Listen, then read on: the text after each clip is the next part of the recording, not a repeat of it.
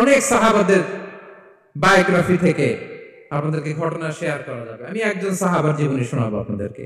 আব্দুর রহমান ইবনে আউফ রাদিয়াল্লাহু তাআলা আনহু। 10 জন জান্নাতের দুনিয়াতে বসে যে 10 জন সাহাবা জান্নাতের সুসংবাদ পেয়েছেন তাদের মধ্যে একজন, আলহামদুলিল্লাহ বলেন।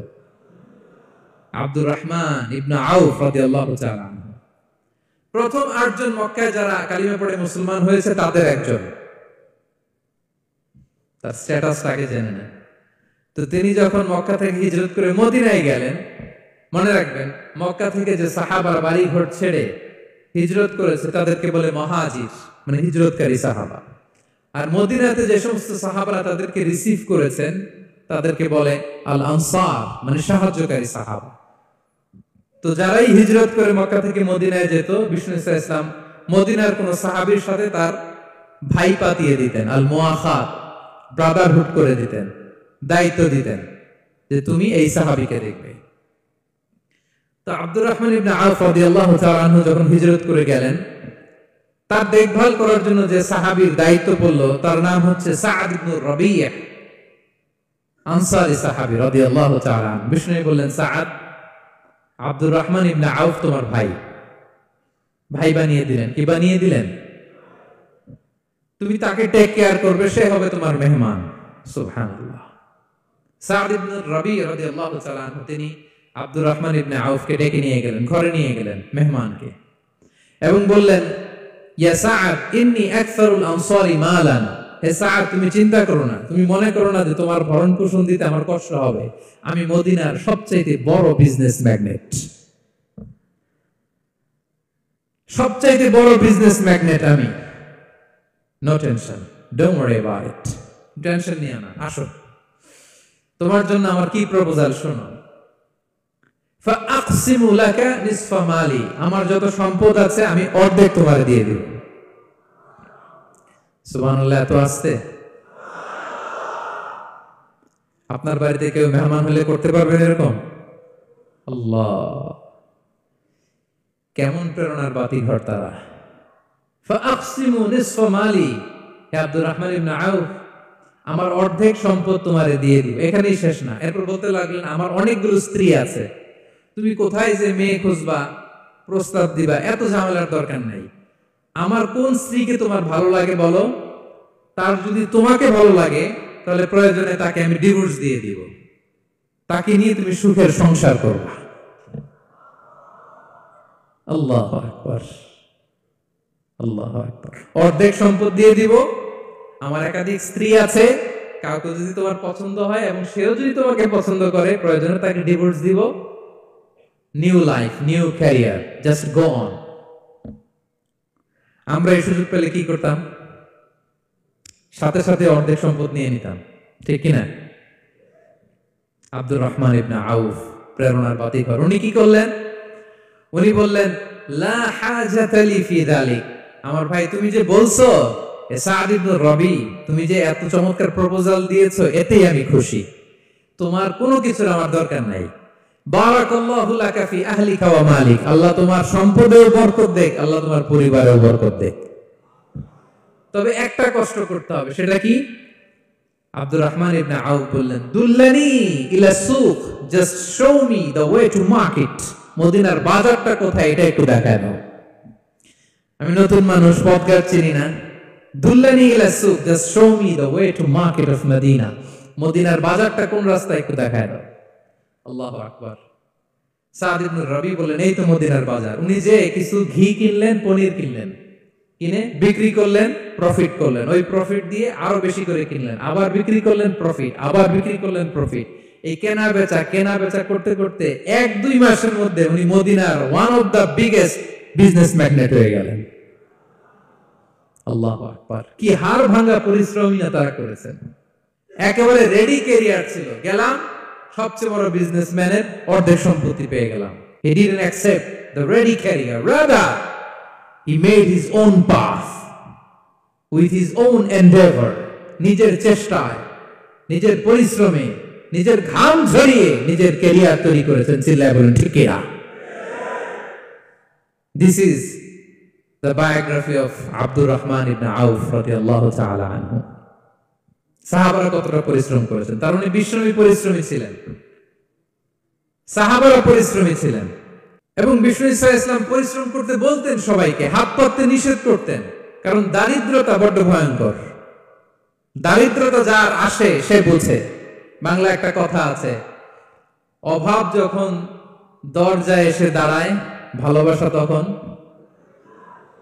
হ্যাঁ সবার মুখস্থ দেখছেন, অভাব যখন দরজায় এসে দাঁড়ায়, ভালোবাসা তখন জানলা দিয়ে পালায়। দারিদ্রতা ঈমান কেড়ে নেয়।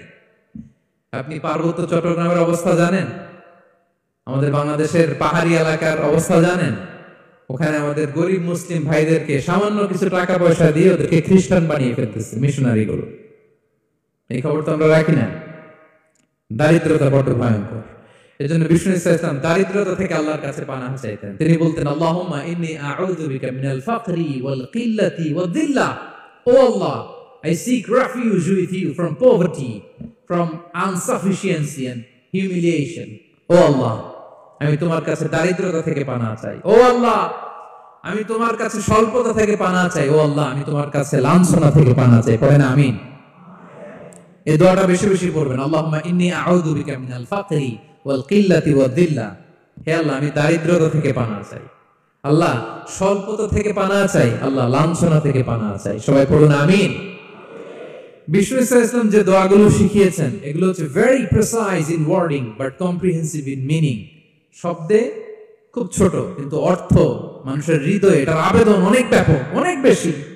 আপনি সারাদিন মিলিয়েও দোয়ার মধ্যে এত সুন্দর প্রার্থনা বাক্য তৈরি করতে পারবেন না, কিন্তু বিষ্ণু ইসলাম এক বাক্যে যেটা চেয়েছেন গোটা দুনিয়াটা এর ভেতরে ঢুকে গিয়েছে।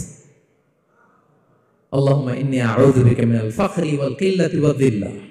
আল্লাহ, দারিদ্রতা থেকে পানাহ চাই। বিষ্ণু ইসলাম নিজে স্বয়ং দারিদ্রতা থেকে পানাহ চাইতেন। তাহলে দারিদ্রতার সাথে আমাদের কোনো সম্পর্ক? আমরা পরিশ্রম করব, আমরা কাজ করে খাবো, কাজে কোনো লজ্জা নেই, লজ্জা অলসতায়। চিল্লায় বলেন ঠিক কিনা? এবং বিষ্ণু ইসলামের কাছে কেউ যদি হাত পাততো, যদি দেখতেন তার কাজ করার যোগ্যতা আছে, বিষ্ণু ইসলাম ভিক্ষা দিতেন না, কাজে উৎসাহিত করতেন, ভিক্ষাবৃত্তিকে অনুৎসাহিত করতেন। এক যুবক এসে হাত পাতলো, বিষ্ণু ইসলাম, আমার কিছু দেন। নবী বললেন, তুমি তো শক্ত সামর্থ্য মানুষ, বাসায় কি আছে বলো। সে বলে, আমার বাড়িতে একটা পানি খাওয়ার জগ আছে আর একটা চাদর আছে। বিষ্ণু ইসলাম বললেন, নিয়ে আস। সে নিয়ে আস।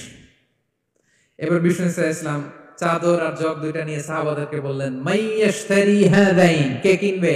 অকশন চিনেন? অকশন, অকশনে কি করে? নিলামে দাম তোলে না? রাসূল সাল্লাল্লাহু আলাইহি ওয়াসাল্লাম তার চাদর আর জগটা নিলামে তুললেন। এই কে কিনবে? মাইয়াশতারি হাদাইন, মাইয়াশতারি হাদাইন। একজন বলল, ফাকালা রাজুল আনা আখিযুহুমা বিদিরহাম, ইয়া রাসূলুল্লাহ, আমি 1 দিরহামে কিনবো। কয় দিরহাম? বিষ্ণু বললেন, 1 দিরহাম, 1 দিরহাম, 1 দিরহাম। মানে এর চেয়ে কেউ বাড়াবে কিনা? মাইয়াজিদু আলা যালিক, এর চেয়ে বাড়ায় দিবা কে? আরেক সাহাবী বলে, ইয়া রাসূলুল্লাহ, আমি 2 দিরহামে কিনবো। 2 দিরহাম, 2 দিরহাম, 2 দিরহাম, আর বাড়ে না। বিষ্ণু ইসলাম তার কাছে 2 দিরহাম দিয়ে বিক্রি করে দিলেন। 2 দিরহাম নিয়ে যুবককে বললেন, নাও, এই 1 দিরহাম দিয়ে কিছু খাবার কিনে তোমার ফ্যামিলিকে দিয়ে আস, আরেক দিরহাম দিয়ে একটা কুঠার কিনে নিয়ে আস। তো যুবক কুঠার কিনে আনলো। ফাওয়াদাআ লাহু আর-রাসূল সাল্লাল্লাহু আলাইহি ওয়াসাল্লাম ইয়াদান, রাসূল সাল্লাল্লাহু আলাইহি ওয়াসাল্লাম নিজ হাতে ওই কুঠারের একটা হাতল লাগাই দিলেন কাঠের। কারণ শুধু কুঠার দিয়ে তো হবে না, একটা হাতল থাকতে হবে না? বিষ্ণু সাল্লাল্লাহু আলাইহি ওয়াসাল্লাম ওনার মোবারক হাতে, বরকতময় হাতে ওই কুঠারে একটা হাতল লাগাই দিলেন। এবার বললেন, যাও, 1 দিরহাম দিয়ে কুঠার, আরেক দিরহাম দিয়ে খাবার কিনে আনো।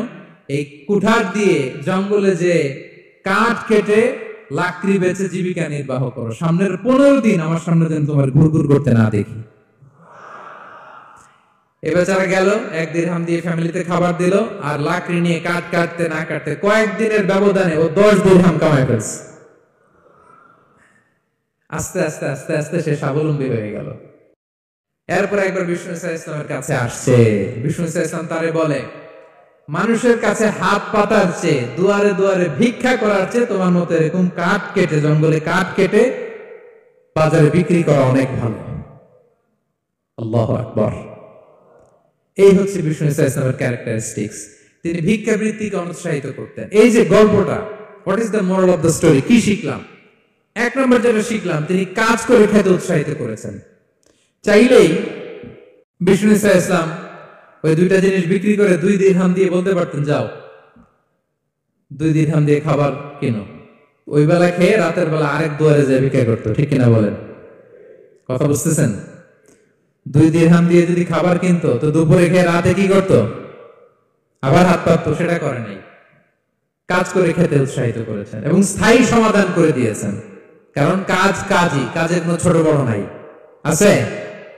কাজের কোনো ছোট বড় আছে?